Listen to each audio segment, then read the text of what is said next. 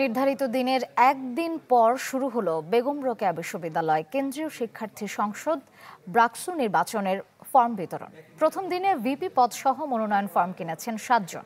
উৎসাহ উদ্দীপনার মধ্য দিয়ে চলে পুরো কার্যক্রম। জমা দেওয়া যাবে 3 ডিসেম্বরের মধ্যে। 4 ও 6 ডিসেম্বর চলবে মনোনয়নপত্র বাছাই। পরদিন প্রকাশ করা হবে প্রাথমিক প্রার্থী তালিকা।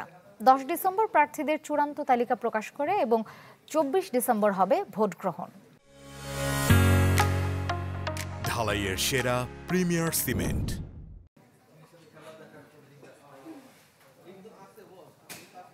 একজন শিক্ষার্থী হিসেবে একটি ক্যাম্পাসে যতটুকু সুযোগ সুবিধা থাকা দরকার সেই বিষয়গুলো নিয়ে আসলে আমার প্রধান লক্ষ্য।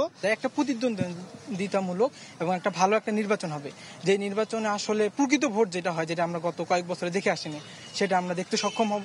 আমরা নির্বাচন কমিশনের পক্ষে এই জায়গা থেকে কেন্দ্রীয় শিক্ষার্থী সংসদের যে ফর্ম সেগুলো বিক্রি করা হচ্ছে এবং প্রত্যেক হল থেকে হল শিক্ষার্থী সংসদের মনোনয়ন ফর্ম বিক্রি হচ্ছে।